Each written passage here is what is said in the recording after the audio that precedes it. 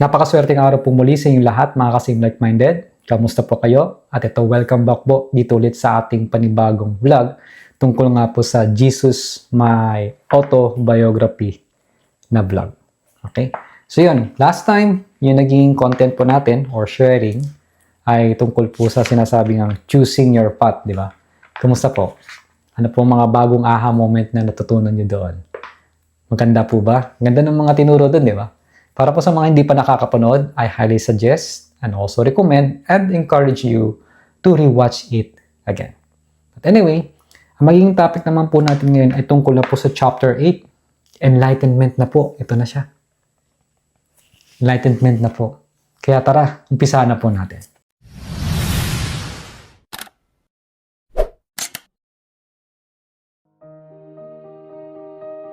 Hello everyone, once again, this is Rudy Claserna. Bago po natin umpisahan ang pag-share ng vlog na ito, ako po muli ay sobrang nagpapasalamat sa inyo sa patuloy na pagsusubaybay, sa patuloy na pagla-like, at sa pagsasubscribe na rin, no? Sa mga hindi pa nagsasubscribe dito sa YouTube channel ko po. At nagpapasalamat ako lalo na sa mga subscribers natin na hanggang ngayon nandyan pa rin at patuloy na nanonood at inaabangan yung mga content na aking ginagawa pagdating nga sa Jesus My Autobiography. So yun po, babasahin ko ulit and then ipapaliwanag ko sa inyo sa level na kung saan madali pong maintindihan ng lahat. At ang magiging topic po natin ay tungkol na po sa chapter 8, Enlightenment. Okay? So yun, Mary and I were traditional husband and wife. So si Jesus Christ at si Mary, traditional po yung husband and wife in that time and place. We had decided to do this because Mary wished to have children. Okay? So, nag-decide sila nito dahil gusto ni Mary na magkaroon sila ng anak. And it was time. Yan na. I had gone on my way and had known not to marry before the excursion I went on. Kasi siyempre, nakapaglakbay na siya. Tapos, hindi pa siya nakapagpakasal kay Mary. And then, mukhang ito na talaga yung pinaka-right time for them. It was not part of our relationship. It was something I needed to do for myself, for my consciousness, and I knew this. So, hindi naman daw to parte ng kanilang relationship, pero it was something na kailangan niyang gawin para sa kanyang consciousness at alam niya na dapat gawin to. This is why the marriage was postponed for so many years. Dahil in those days, yung marriage kasi ay nag-undertaken for a very young. Noong unang panahon, ang mga kinakasal talaga ay may mga bata pa lang pala talaga. Dapat bata pa lang kinakasal na. For that particular time and place, we were inordinately old. Meaning sila po ay talagang may edad na. And getting married at 24 and 27 was unheard. So doon kasi sa lugar nila natin sa Jerusalem, ganoon pala yun, na pag ikakasal ka at the age of 24 at 27, ay wala pa silang narinig na naman. So, sobrang bata pa lang pala, no? Siguro mga 17, ganyan. 16, kinapasal na. Sobrang bata, no? Yan. However, I was not a conforming young man. And Mary had taken up with me for that very reason. So, yun. Sabi nga na Jesus Christ, conforming young man. Siya kasi yung taong hindi mahilig sumunod sa mga rules na mga sinasabi ng unang panahon. Alam mo, may similarity talaga kami. Ako yung taong matigas ang ulo, hindi mahilig sumunod sa mga rules. Kayo din ba ganun? Anyway, I was not a conforming young man and Mary had taken up with me for that very reason. At kaya siya, kumbaga, hinintay o talagang pinili ni Mary kasi dahil nga sa ganong klaseng rason. As much as our families were troubled by it at times. Kahit yung pamilya nila ay nagkaroon ng trouble na sa ginagawa nila. We stuck by our beliefs and we continued our relationship regardless of the fact that we were not married as young. So, nandun na sila, pinangawakan nila yung paniniwala na yon at pinagpatuloy nila ang relationship regardless sa katotohanan na hindi sila kinasal ng bata pa. As most beings would have preferred. Kasi mas gusto lagi ng mga tao sa lugar nila nung unang panahon. Now, many of you in modern society will say that this is untrue. Right? Kayo po, maniniwala po ba kayo dito sa pinapaliwanag ko ngayon sa inyo at sa sinabi dito sa librong to? Yan, kaya sinasabi niya, maring iba sa inyo hindi maniwala. Nasabihin hindi ito totoo. That I would never had done such a thing. Na hindi niya gagawin yung gintong klaseng bagay. Kasi hindi naman ito nakasaad sa Bible Hindi naman nasabi itong story na to Yung behind the scene Alright? But you must understand that I was not an ordinary being. Pero kailangan yung maintindihan na hindi po siya isang ordinaryong pagkatao.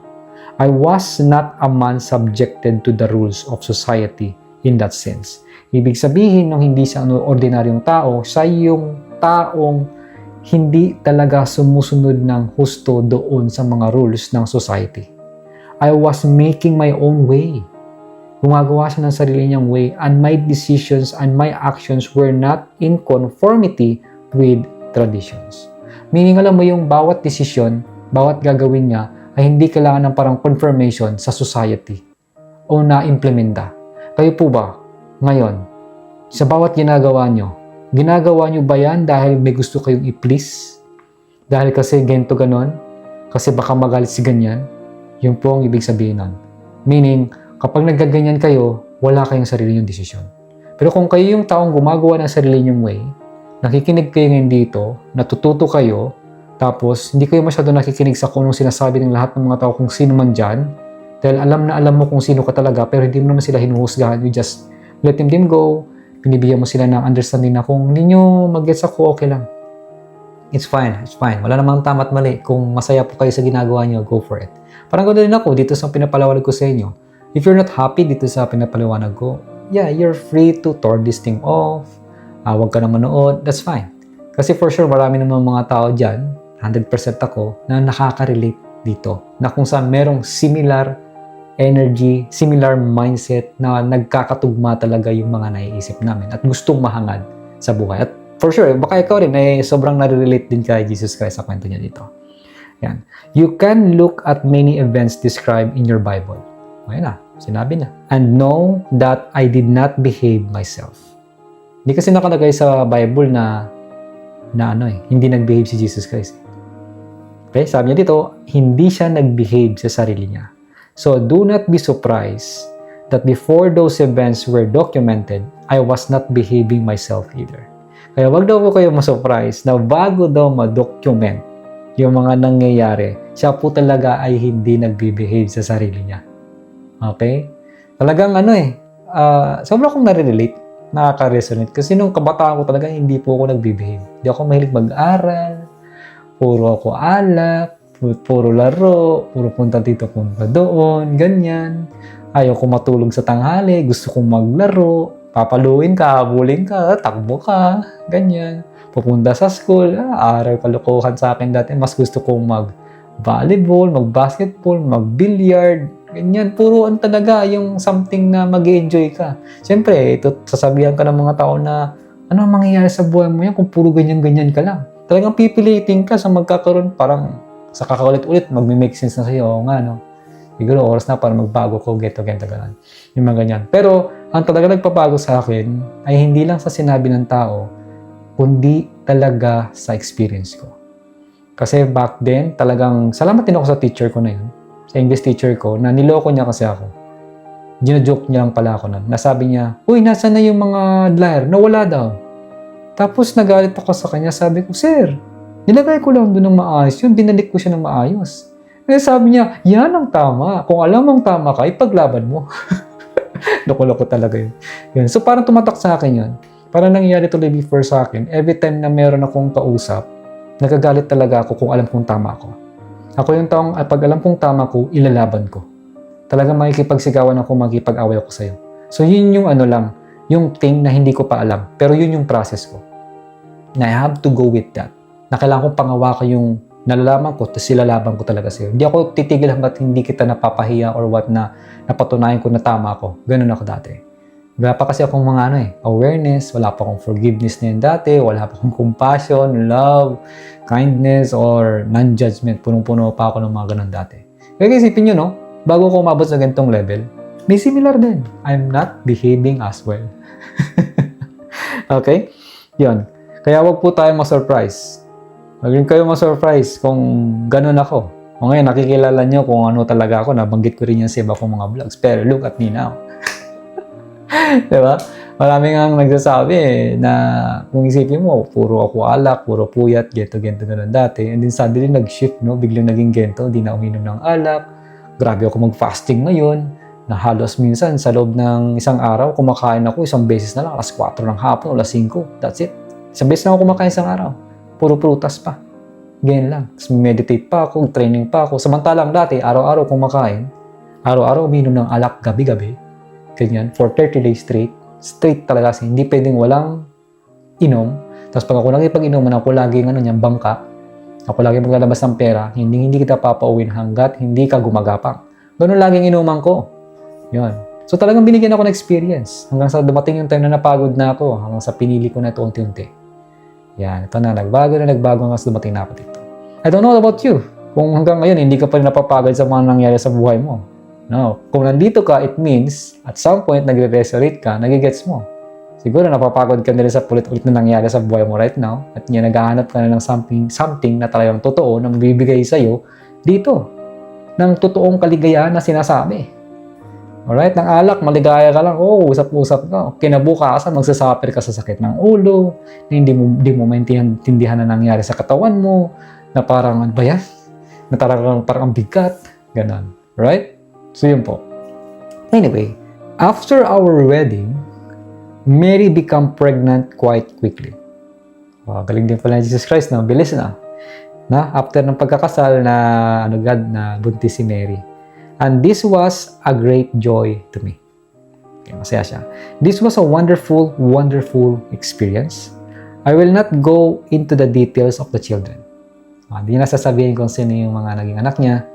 Kasi, what their names were and who they were.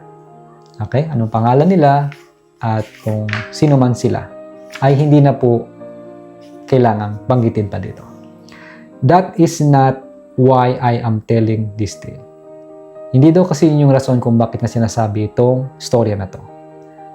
I am telling this tale to sort out your version of my life. Sinasabi niya to para ma-sort na po maayos ba? Ma-clear out yung mga nalaman natin tungkol sa kanya. And so, I will leave it at that. Okay? So yan. Tandaan nyo, kinasal siya, after ng kasal, nabuntis agad si Mary, at nagkaanak sila. Pero hindi niya napapaliwanag kung sino man ang anak niya, ano man ang pangalan nila or what. Kasi hindi po yung reason, ang pinaka-reason para ma-sort. Maayos ang mindset natin, malaman natin na ganoon pala siya. Yung pala yung nangyari sa kanya. Okay? That we had 2 children. Okay? Dalawa pa lang anak niya.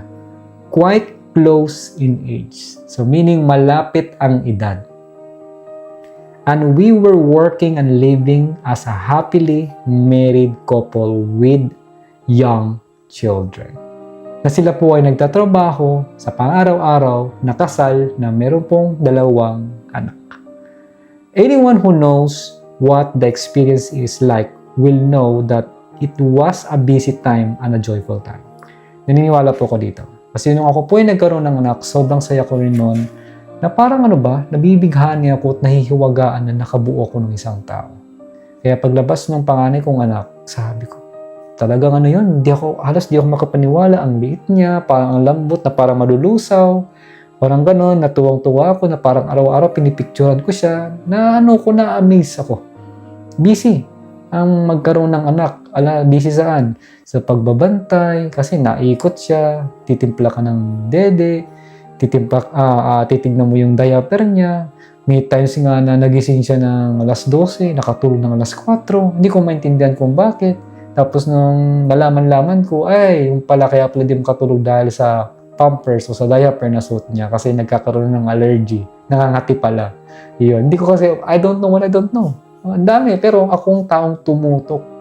Ako kasi yung taong, sabi ko, pag ako nag-anak, tututukan ko talaga. Tatak-tutok talaga ako. Kaya yung mga anak ko, yung 2 kong anak, tinutukan ko talaga 100%. Yan. Nalalo na't kapag nasa labas, kami, nung mga baby pa sila, ako yung taong hindi pwedeng hindi ko sila nararamdaman o nadikit yung balat ko sa kanila. O hawak-hawak ko sila kapag hindi ako nakafocus sa kanila. Yun, meaning kung tumitingin man ako sa iba, yung attention ko, hati yan, dapat nakatingin pa rin o nararamdaman ko sila. Ganun na ganun ako kamahal. Ganun ako kamahal. Ganun na ganun ko sila kamahal. Sobra ko silang tinutukan talaga. Sobra talaga kasi hindi naman ako natutukan ng ganun. Kaya kung naman natutunan ko, ay medyo iba pa yung way ng pagturo ko pa nga nun, medyo sinasabing Spanish type. Spanish way pa. Wala pang mga ganito. Wala pang forgiveness, wala pang compassion, merong love, merong kindness, pero may mga pamuhusga minsan kasi mga bata pa naisip ko yung mga dati kong ginawa. Yan. Kaya ang dami nagbago. Medyo challenging nga din kasi yung mga anak ko, nakapag-build talaga ako sa kabila ng takot kasi dahil sa ginawa ko noon, hindi pa ako aware eh. Hindi talaga ako aware eh. Na pag ako nagsasalita, yan na, nanginginig na sila, kinakabahan na, pinagpapawisan, yung ganun ba. So, nung nag-spiritual na ako, nakita ko talaga. Sabi ko, sorry talaga. Sorry. Nagsusorry nga ako sa kanila eh. Sabi ko, sorry mga anak ha. Naka-develop kayo ng takot tuloy sa mga ginawa ko ng mga palo, yung pinexperience ko sa inyo. Sinabi ko talaga sa kanila. Kaya nung nasabi ko yun, sobrang close namin, everything. And then, lagi kong sinasabi na kung meron kayong mga tinatagong mga ayong sabihin, like sa school, ganyan, sabihin nyo na sa akin, which is nangyari talaga sa anak kong babae. Na nagkakaroon na pala siya ng challenge na gusto nang mag-gano, no? Yan. Yun. So, tapos natatakot nga siya magsabi. Lumating yung time na nagtitiktok ako, tapos kausap ko sila, Kuya Jerry, ganito ganon. Yung tumutulong ako sa mga tao, nag-open up, nasabi ko, na kapag ang tao ay hindi nga naman nagsabi sa akin ng totoo, hindi rin ako makakapag-guide ng totoo sa kanila. Parang, papyaw lang din. Kasi hindi ko naintindihan kung anong totoo sa'yo. Paano kung matutumbok yung paano kita mag-guide kung hindi ka magsasabi ng totoo sa akin. And after nun, bigla nagsabi yung anak kong babae. And then, sabi ko sa kanya, anak, nagalit ba ako? Di ba hindi? Mas naintindihan ko siya. Nagkaroon ako ng compassion. Nasabi ko, anak, kung ngayon man nangyayari sa'yo, sabihin mo lang sa akin, hindi ako magagalit, ha? Ba't ako magagalit? Susuportahan pa kita. Ba't pa ako nagganito kung magagalit ako sa'yo, di ba? Yan. Kasi natatakot din siya kay mama niya. Pero sabi ko, hindi. Sabihin mo yung totoo, nandito kami to support you. Hindi na kami yung tulad ng mga dati. Kung anong alam mong mga magulang dyan na biglang magagalit sa'yo, sisigawan ka pa kung ano. No. It's totally different, parent. I am totally different. Nasa kung ano man ang naranasan ko sa lahat na nakita kong old style na pagpapalaki. Na traditional way. Ibang-iba talaga. Anyway, medyo napalaya na yung kwento. Ulit tayo dito. The deliveries of the children were without difficulty. So yung pag-deliver sa mga bata ay hindi daw po nahirapan. And it was just a wonderful, idyllic time of my life. I have to say. Yan, sabi ni Jesus Christ. It was one of the most ordinary times of my life because the duties of being a father, a husband, and a working person were demanding, but I kept up my teaching practice. O, diba? Kahit daw siya ay nabubuhay as bilang normal na tao, yung bilang duty, o sabihin, responsible niya bilang isang tatay o asawa, at kahit medyo may pagka-demand yung kailangan niyang gawin sa buhay, never ever siyang nag-stop at patuloy niya pa rin ginawa ang teaching practice niya. Yan. So, doon ako saludo sa mga ganyang bagay. So, just to want to say sa inyo rin na ang pagbabago ko kasi, nag-start ako at the age of 27 na. Yan. So, may mga anak na rin po ako noon. Nagkaanak ako at the age of 24. Diba? 25, 26, 27. So, 3 years old pa lang ang panganay ko, may anak ako noon. Kaya hindi po madali. Sa totoo lang. Talagang yung mga anak ko rin, yung parang nagbigay sa akin ng edukasyon kung paano ko mas lalong magiging patient sa kanila. At maintindihan ko yung mga bata kung paano ko sila mapapasunod nang walang kasamang pagpapalo.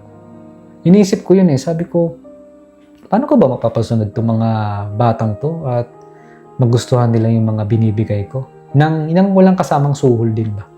Na, di ba, mga ganyan na, nako, ito, huwag ka na umiyak. Ito, bilang kita. Ito, laruan. Pero kung walang laruan, walang mga gamit, magagalit sila sa'yo, sasabog sila sa'yo, sisigawan ka nila, para nawawalang respect. Ganun. Nakita ko kasi yan eh. Back then kay mama at sa kapatid kong half Japanese. na talagang napansin ko na pag binibilan siya ng mga laruan, okay siya, kung anong sinabi ni mama, susunod. Pero kung hindi siya nabilhan ng gusto niya at tinutusan siya ni mama, sinisigawan niya si mama. Nagalit ako sa kanya Na way back 2010 pa po ito, no? Nasa Japan ako. Sabi ko, ano yan? Bakit ka ganyan? Kung binilan ka ng laruan, kung anong sabihin ni mama, sumusunod ka. Pero, kung hindi ka nabilan ng laruan, tapos pagsabihan ka lang ni mama na ganito, gano'n, sumisigaw ka at hindi ka sumusunod. Ano to, malaking kalokohan? Mga ganun ako sa kanya dati. Pero na Japanese way. So, dun po, kumbaga, iniba ko yung pattern kung paano ako magturo sa mga bata. Lalo na ngayon, saka inoobserbahan ko talaga kung ano yung pinaka-right, proper way para maintindihan din nila na hindi lahat ng bagay ay nakukuha agad-agad. Kasi minsan sila pag nag-isip, parang gusto nila, nangyari na agad. Ganun. So, ito yung mga training din na binibigay ko sa kanila, lalo na yung sa patience. Pero, I'm telling you, lahat ng matutunan ko dito, hindi ko pinipilit sa kanila, hindi ko lahat tinuturo. Case by case. Pag dumating yung time na nanggaling sa kanila mismo yung question, saka ako nakapagbigay ng impormasyon. Bakit? Kasi back then in my experience, mga maliliit pa sila, pinipilit ko na. Hindi talaga gumagana.